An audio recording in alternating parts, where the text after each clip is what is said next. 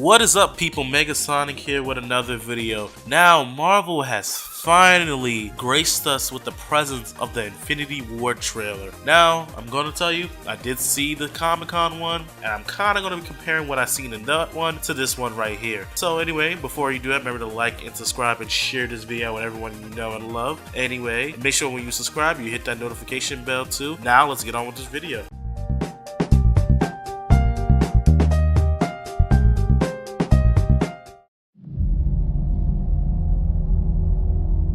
There was an idea.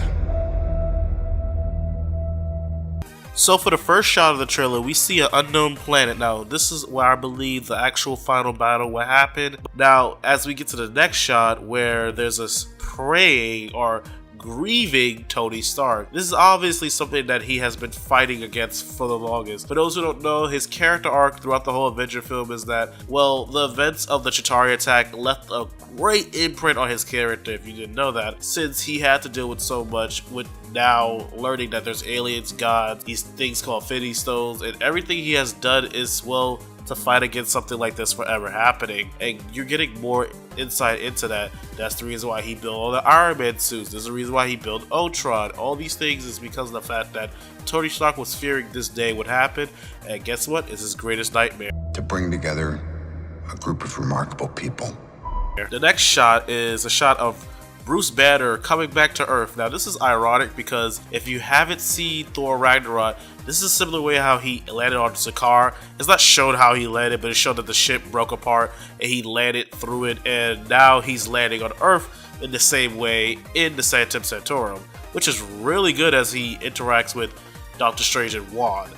Now, this is kind of coincidental because he so happily falls in the Sanctum Sanctorum, and I'm like, isn't it like a separate dimension, or just is a building that's kind of like connected to so many different like portals, different realities or whatever, or different locations? And next scene, to see if we could become something more. we see a human Vision. Now, this is something that really surprised me. This is not too much because Vision can always actually change his appearance in any way he feels like. The outfit he's wearing is just because he wants to feel human. But also, we see the Infinity Stones, and that's actually quite interesting. We don't see Vision in any other MC Universe movie since Civil War, and I would believe that he felt horrible about the events of Civil War and just wanted to just change a little bit and live out his life with Wanda. Now, I wouldn't be surprised if we see the two babies from the comic books, for those who don't know, who eventually become, I'm not going to spoil it, but you know your comic book fans and you understand what I'm going with here. And Scarlet Witch to him seemed like they've been hiding out in London, which I'm going to just guess where it is because, the architecture, the style of the building. I know I'm looking too much into it because there's buildings like that in New York where I'm from, but hey, let's get more into the trailer. So when they needed us, we could fight the battles that they never could. The next shot is a shot of Thor. He is currently looking over the different, planets in disaster. Now, some people speculate that this is his spaceship, but we never really got to see anything like that on his spaceship. So I'm not gonna say theory, but I'm gonna believe this is what's happening, is that Thor is on the Guardian spaceship. Since we got to see him interact with the Guardians in the Comic-Con trailer, so it would make sense, and this seems more of a Guardian-esque. They will have these really circular monitors sitting somewhere on the deck, so obviously they're going to different planets to find something. Dreaded. A shot of Bruce Banner, Wanda, Doctor Strange, and now Tony Stark sporting his new sort of like smaller version of or some kind of jumpsuit he's wearing. Because I personally, judging by the way the armor looks in the film and the promotional art, it most likely similar to his bleeding edge armor, and we really haven't really seen anything like that. Sure, you have the armor pieces that were connected to his body in Iron Man 3, but I want to see him take off his shirt and just the Iron Man suit come out his spine or something. Dreaded. We see people in New York are running around, screaming, obviously the sight of this big gigantic space portal thing that Thanos threw down. Now, my speculation is the fact that this is not Thanos really landed, but it's Ebony Maw. Ebony Maw is most likely trying to get to Doctor Strange so he can get the time gem for himself. Now, Tony Stark obviously sees something going on, and then also you see Spider-Man also spot something as well. Run from it. Destiny's still. We also see a scene of someone walking over a large array of corpses. Now, we're out to pretty much to make this believe that these are the Asgardians from the end of Thor Ragnarok. And I think that's kind of a dick thing to do, Marvel, unless you're going to give the MCU a soft reboot. Why are you killing all the Asgardians now? And like, Loki submits and gives, obviously to someone of the Black Order or Thanos himself, the Tesseract, which is now the Space Gem, if you guys didn't know that.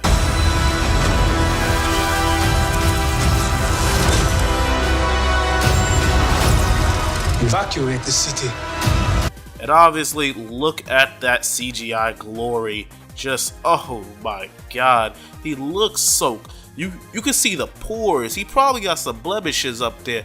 Marvel, this special effects is really clean. Now, we see a nice, much better shot of the Spider-Man armor. And, you know, we could have seen it, obviously, because the Comic-Con trailer or the Disney D23 trailer was obviously still in production, still worked on. So we're seeing it in more of his full glory. And it looks so good. And judging by the way it looks like it can't be put on like a normal suit because it doesn't look like it stretches. It looks very hard and metal. It looks very shiny. It looks very metallic. And I would think that Peter probably puts on something that kind of like puts a suit on similar to Iron Man, so it can be quicker than him just having to throw on the suit and press a button and like it sticks to his skin. Engage all defenses and get this man a shield. We also see a scene, obviously Thor with the Guardians of the Galaxy. They're obviously doing something to it. And then you see, yes, Proxima Midnight. And I like the fact that we're getting the Black Order now, since they're pretty, in comic book sense, they're pretty recent in the Thanos story, since the Infinite story, which was like a good 4 or 5 years ago. And we're getting these characters because I love the Black Order as like this sort of pseudo henchman / Avenger team for Thanos. And Proxima Midnight is obviously attacking Captain America, and you hear like Black Panther, you hear T'Challa talking over it, and he's explaining pretty much, get me army, get me all my guards, and get this amount of shield. And I was like, yes.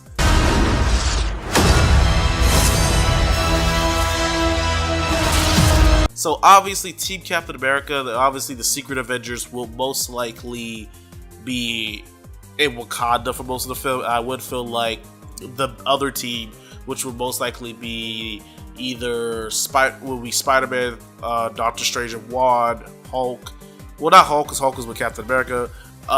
Pretty much the large sum of the team will be, the other half of the team will be in space fighting Thanos, and which is a no-no because you see the Hulkbuster in action, and as well as Black Widow stabbing somebody. Now, I think personally, it's either two things. Judging by the way it looks on the left, it could be an Outrider or it could be Proxima Midnight. Now, they never said whether or not the Black Order will survive these films. And I think the Secret Avengers have dealt a lot of shit, judging by what we have heard from deleted scenes and other scenes from other like Marvel movies recently, is that Captain America is kind of seen as a terrorist. And I wouldn't be surprised if they had to do some really, emotionally, morally complicated things to get the job done. And that really just, I would like to see a darker Black Widow movie because, she has some red in her ledger. Next we see sort of these spaceship parts flying down. This is obviously Thanos' spaceship dropping off little pods. Well, not little, but little to his spaceship. Little pods of Outriders to literally search out. And for those who wonder what the Outriders are, they're sort of like these feral, not really feral, but like animalistic creatures that were created by them and Thanos and the Black Order to go search out for information. So they, they attack people. They, they get the information out, and they, they scurry back and they give that information to whoever they're working for at the time. My theory is if they're in Wakanda, that means the Soul Gem is in Wakanda. And it will make sense with the whole, like, seeing the Panther God and everything. That could be them using the Soul Gem to connect with other Panthers and learning more about their cultural heritage. There's also a scene where we have Spider-Man getting slammed down like he's someone's, like he getting slammed down like he's someone's, like, uncle playing domino. And then Balancing the universe. the sad scene we see after that is obviously Corvus Glaive just, picking out the Infinity Stone out of Vision's head. And now I can see all the Vision fans cringing in fear. I personally think this might be the film, but I don't think Vision will die from it. I would think Vision will lose most of his powers, but won't necessarily die. And if he is, he's dying slowly. And now we see the man of the hour, and he decks the shit out of Tony Stark. Ooh, that's gonna hurt. However, let's talk about the Infinity Stones he just put in. He just put in the Space Stone from the Tesseract, which is from the first Avengers movie, as well as Thor, and we also saw that Thor Ragnarok as well. So we obviously see that the Tesseract is the space gem, but we also see a purple gem. Now, I personally believe that Comic-Con footage, we see the Guardians of the Galaxy after, having Thor hit their windshield. They see a broken up, like, fleet. Now, I wouldn't be surprised if that was, like, the Nova Corps transporting the Power Stone off the Earth, because obviously the galaxy can hear that Thanos is walking around looking for the Infinity Stones, and obviously the Nova Corps will want to move it off the planet.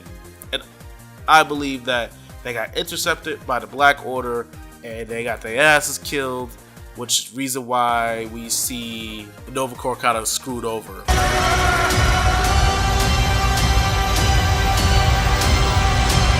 This is probably going to be the biggest battles in the whole film, which will be the Avengers and all of Wakanda fighting against all the Outriders and the Black Order. Now, this is my theory. I think the film is going to be split in half. And this is also another problem I'm going to explain at the end of the video. Now, the film's going to be split in half with, like, the one half focusing on what Captain America and his group is doing, while the other half is focusing on what Iron Man and his group is doing. And that's obviously explained also in the promotional poster from Comic-Con. We saw that each side had, like, sort of the people involved in the plot, and obviously these characters will be on each side. Obviously, more space characters will be on Iron Man, and then, like, you have more of the Earth-based characters will be with Captain America. So this split, obviously, because they have not been together at all, and I don't think the Avengers will fully come back together for this film. Probably for the final battle, I personally think they will lose. They will lose probably pretty bad, and this is probably so many people are going to die, and Avengers 4 is going to be the film that they pick themselves up, because obviously in that film they'll have to gather more Avengers. They will have Captain Marvel with them, Ant-Man and the Wasp to help them out with anything they need to help with. Who the hell are you guys? And now it ends with the Guardians meeting for himself.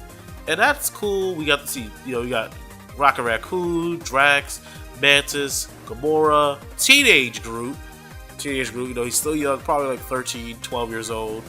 That's the kind of height he has, as well as you have Star-Lord. Now, here's my thing about the film. The one thing about the film I'm worried about is that it's going to end, I wanted to end on a bad note with the heroes losing, because it obviously sets the stage for Avengers 4 to be sort of their triumph. But I feel like the studio, originally this is going to be Avengers Infinity War Part 1, but now it's just called Infinity War. My issue is the fact that I feel they're going to make the film and it's going to feel unfinished. Just like how Harry Potter Part 1 felt like it just ended off at a point in the book. And just like Hunger Games Part 1, everyone said it just ended, it was bland, nothing really happened, it stood up for so much.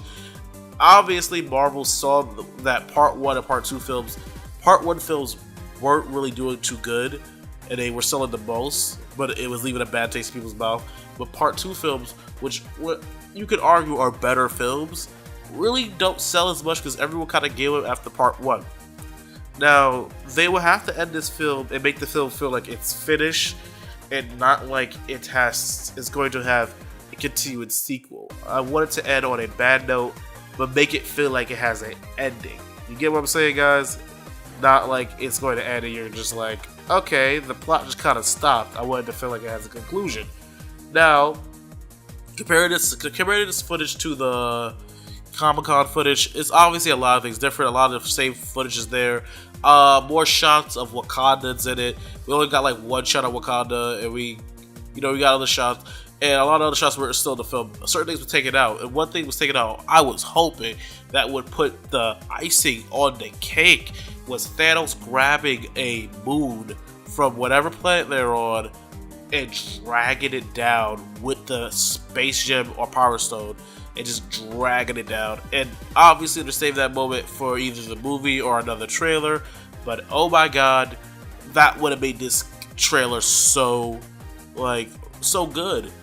And now we have it, so just wow, just can't wait for May now. Anyway, alright, that's all I have to say, guys, today, but I feel like I could talk so much more about this trailer. I feel like I should do more videos. Like this video, like it, and comment down if you want to see me do more breakdown videos, because there's so much more I did not cover in this video, and I want you guys to, I like talking about it. I also have a video where I talk about the 5 Marvel stories the ways Marvel can continue their story, and that's in the link description down below. But anyway, I'll see you guys later. I don't want to hold too much of your time.